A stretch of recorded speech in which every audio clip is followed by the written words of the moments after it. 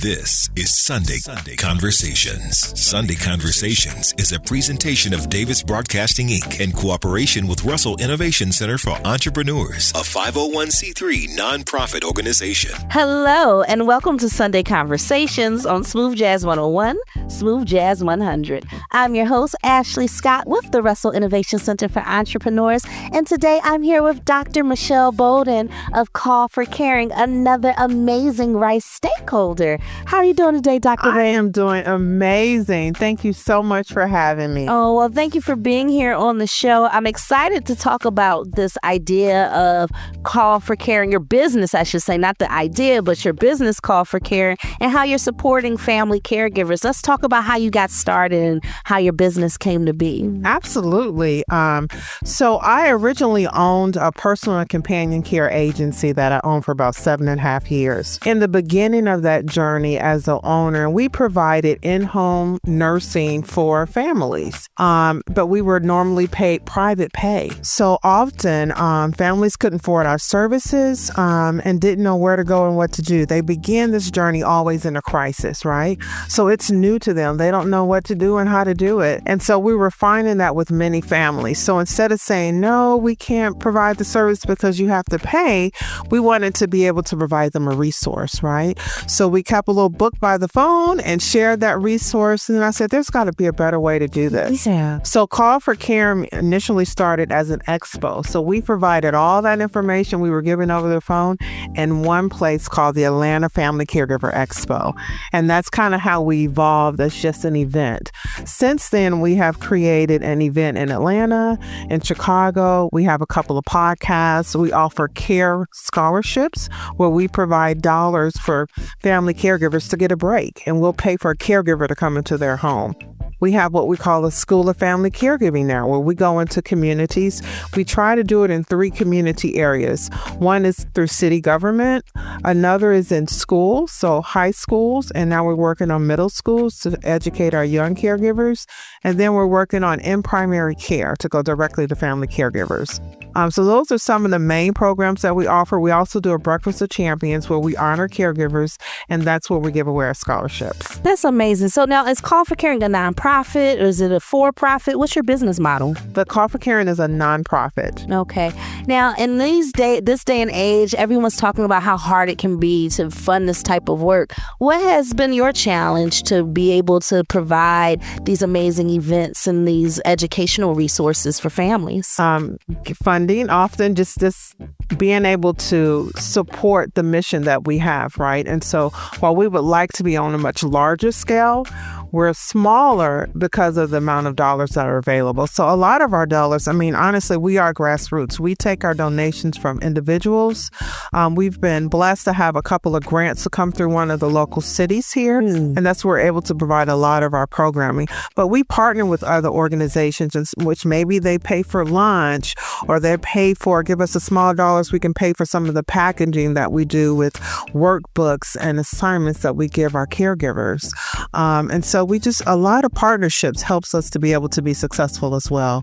Kind of trading through services through one another.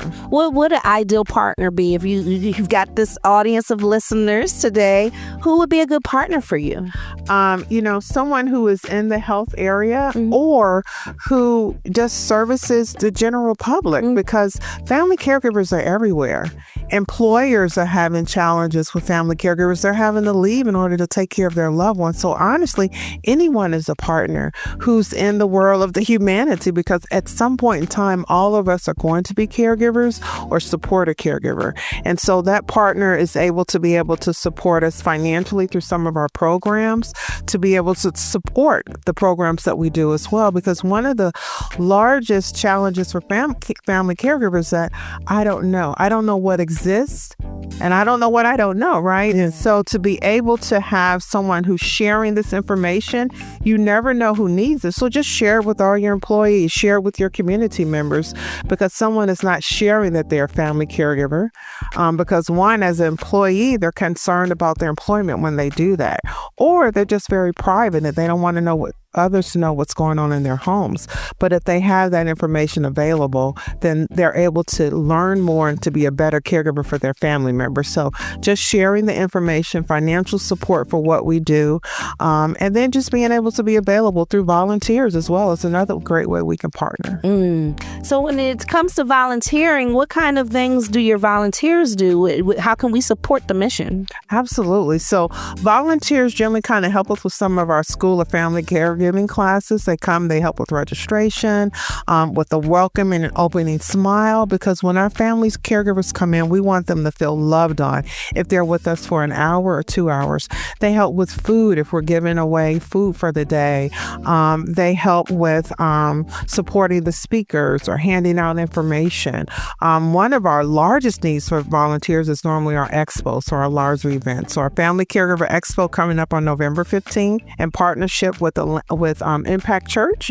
We're expecting a large crowd there, so we're looking for volunteers to help that day in particular as well. How do partners and volunteers get in touch with you? Absolutely. So they can go to our website at callforcaring.org, or they can reach out and call us at 470-785-3129. Now, Dr. Michelle Bolden, what would you give advice for someone who's getting ready to be a family caregiver? What would you tell them? What would be the words that you would give them to help them with that journey? Absolutely. So I would start by just saying, just realize you're not alone in this journey. What happens often is that caregivers feels as though they're the only one who are going through this, and so they tend to isolate and not share. But know that you're not alone in this journey. There's resources out there for you, and you can start with our website, callforcaring.org, that has what we call a toolkit. You go on the toolkit, we have what we're focusing on, the 5 C's of caregiving this year. And so you look for care. It tells you where you can go to understand how to change your wound dressing, how to turn a patient.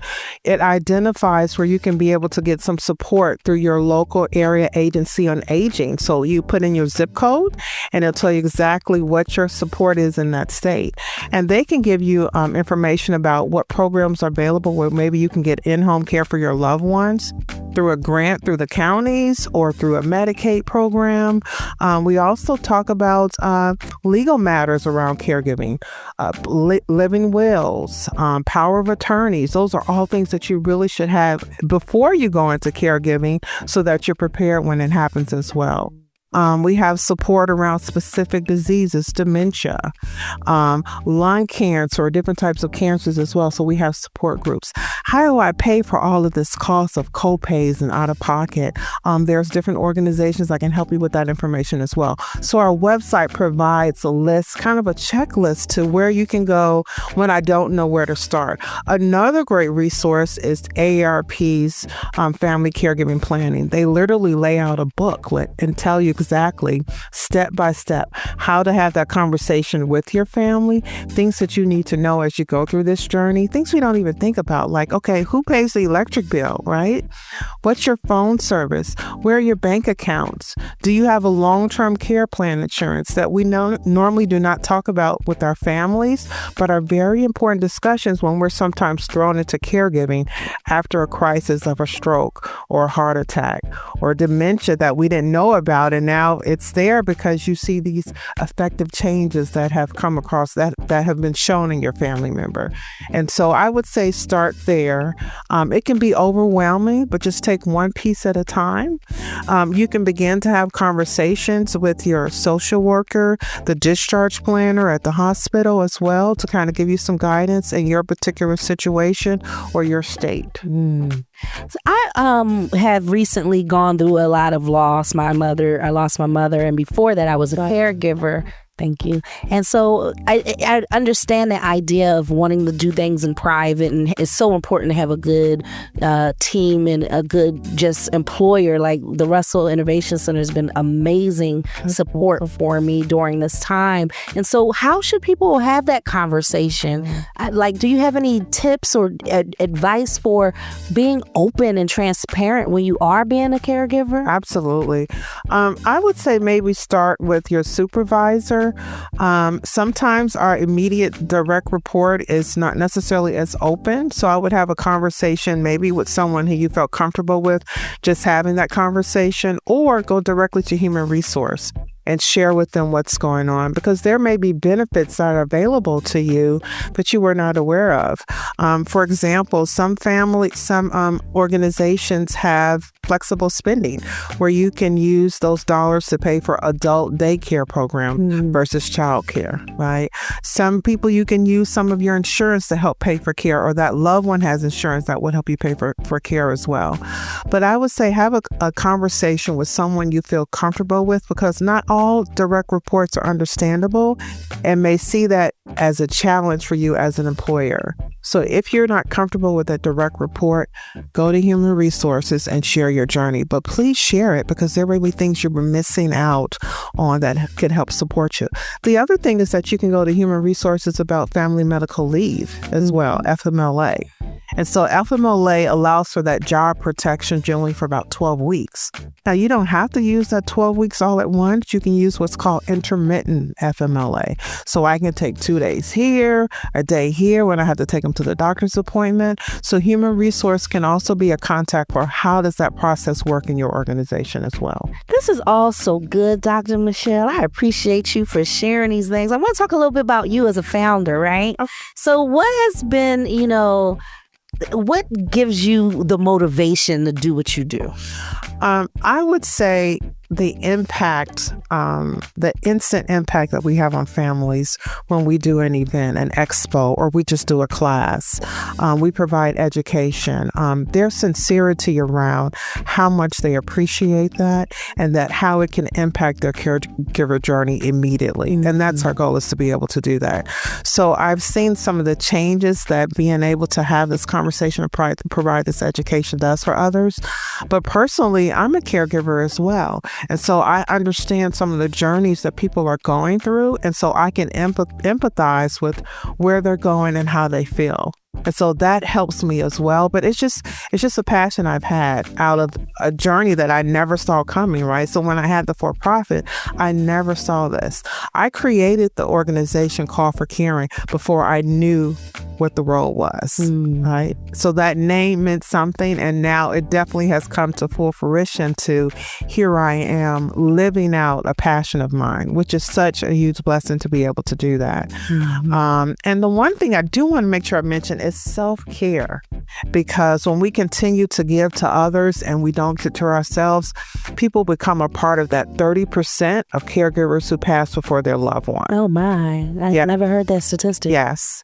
And so that's why we want to educate our family caregivers with some numbers about how important it is to take care of yourself. Because when I give my loved one their medication and I'm on time for their appointments, you have to do the same for yourself. So listen, you are a relatively new rights stakeholder. You said it's been about a year, a little less than a year. What's been your experience being a part of our entrepreneurial community?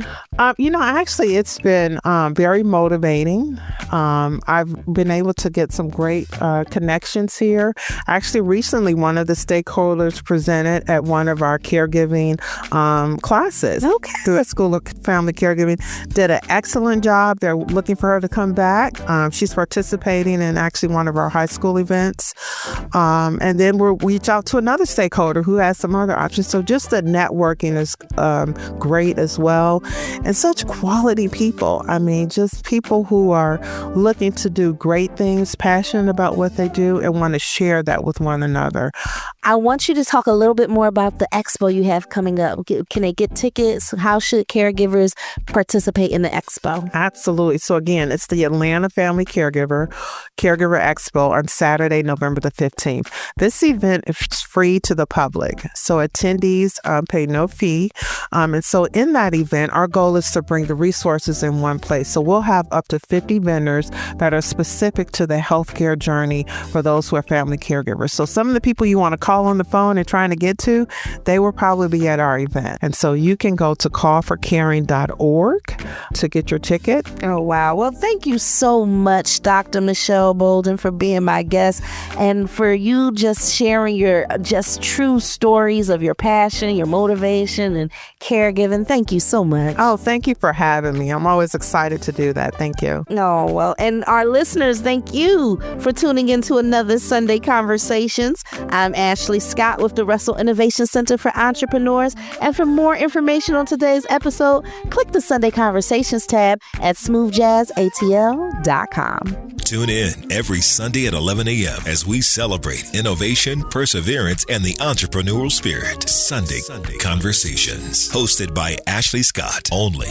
on Smooth Jazz 101, Smooth Jazz 100. Sunday Conversation is a pre-recorded program produced by the staff from Davis Broadcasting. The ideas expressed are not that of Davis Broadcasting. Guests are stakeholders of the nonprofit organization, the Russell Innovation Center for Entrepreneurs. This program may contain advertising sponsors who also do not necessarily share the beliefs expressed during the program.